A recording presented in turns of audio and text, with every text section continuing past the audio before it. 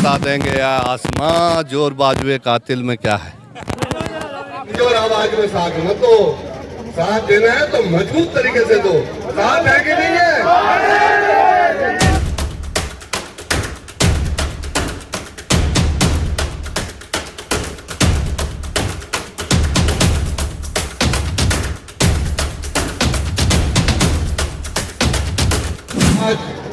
ये देखो हमारी बिटिया भी मुझे जो है आशीर्वाद देने के लिए आई है। कोई दावा कर रहा है कि मैं 5 लाख वोटों से जीत जाऊंगा, और एक साहब तो ऐसे हैं वो कह रहे हैं मेरे मुकाबले में तो कोई है ही नहीं। हमने कहा नहीं है, लेकिन उन साहब से कोई ये तो पूछे भाई तुमने 2.5 साल में जिस क्षेत्र में तुम भाई मिस्टेक जीत के आ गए वहां क्या किया। एक दिन कंगना रनौत को मंदिर के दर्शन करा के मीडिया पर चला दिया तो क्या आपकी लीडरशिप हो गई। यहाँ एक निर्दलीय उम्मीदवार जो है वो अपने तैयारी कर रही थी, पिछले 1.5 साल से लगभग काफी पैसा भी उन्होंने लगा दिया था, लेकिन उन्होंने दबाव डालकर पहले वो बसपा में गई।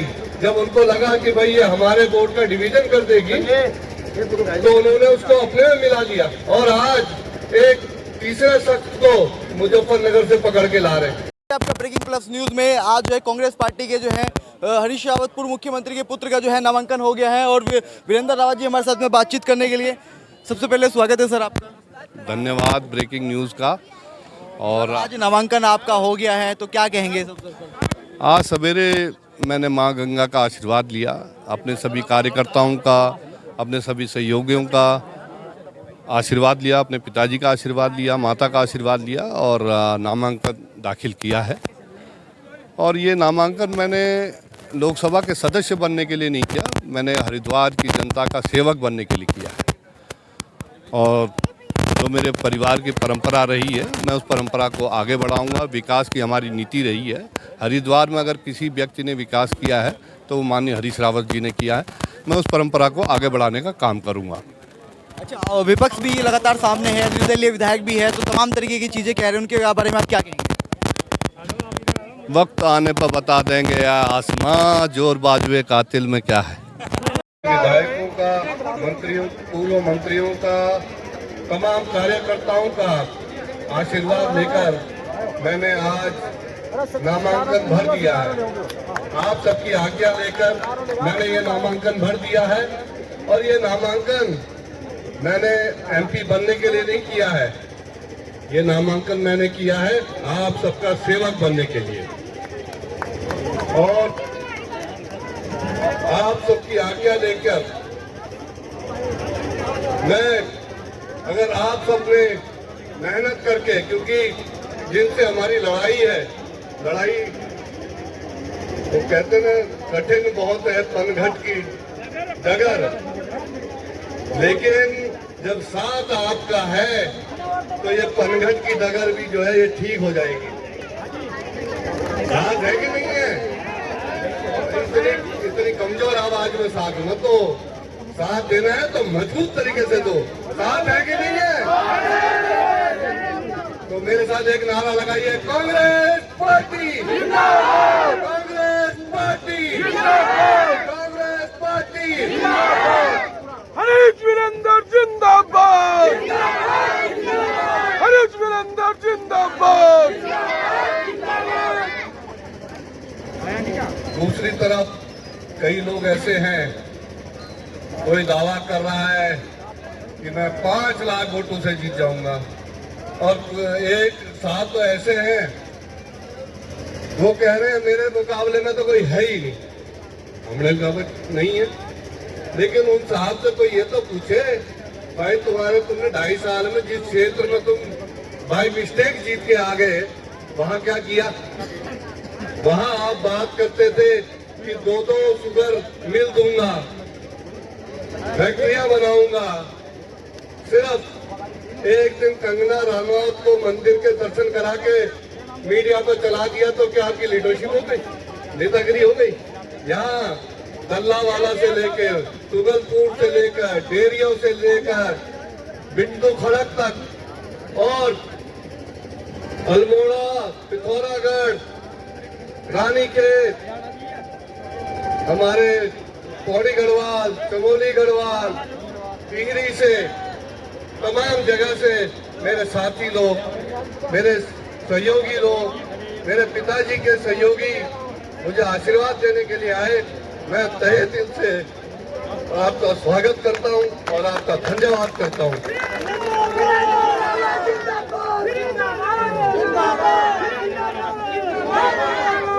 आज भले ही हमारे पास संसाधनों की कमी है और ये सच्चाई है, ये आप सब जानते हैं कि किस तरीके से, किस तानाशाही तरीके से इन्होंने जो हमारे अकाउंट थे, कांग्रेस के अकाउंट थे, उनको सीज कर दिया। आज जो भी कैंडिडेट लड़ रहा है वो अपने कार्यकर्ताओं के जोश के बलबूते पर लड़ रहा है। और मैंने जब यहाँ से टिकट की दावेदारी की, सबसे पहले मैंने सभी कार्यकर्ताओं से, सभी विधायकों से, सभी पूर्व मंत्रियों से आज्ञा लेके ये टिकट की दावेदारी की और सबने आशीर्वाद दिया। मैं शीर्ष नेतृत्व का धन्यवाद करता हूं कि मेरे जैसे एक अदना कार्यकर्ता को उन्होंने आपका प्रतिनिधित्व करने का मौका दिया, आप सबको प्रतिनिधित्व करने का मौका दिया। मैं उनका धन्यवाद देता हूं, लेकिन यह धन्यवाद तभी पूरा होगा जब आप सब लोग घर घर से निकलकर, अब मात्र 19-20 दिन रह गए चुनाव के, तो निकल पड़िए अपने घर से, क्योंकि मुकाबला बहुत छद्मवेश वाले लोगों से है।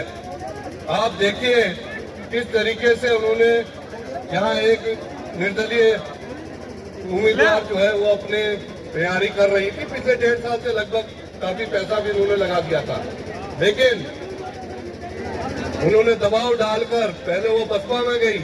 जब उनको लगा कि भाई ये हमारे वोट का डिवीजन कर देगी, तो उन्होंने उसको अपने में मिला लिया और आज एक तीसरे शख्स को मुजफ्फरनगर से पकड़ के ला रहे हैं। लेकिन मुझे विश्वास है अपने साथियों पर, अपने कार्यकर्ताओं पर, अपने नेतागणों पर कि वो सब इतनी मेहनत करेंगे कि इन सबका जो भी दाव है वो जरूर उल्टा पड़ेगा। कांग्रेस पार्टी जिंदाबाद, कांग्रेस पार्टी जिंदाबाद,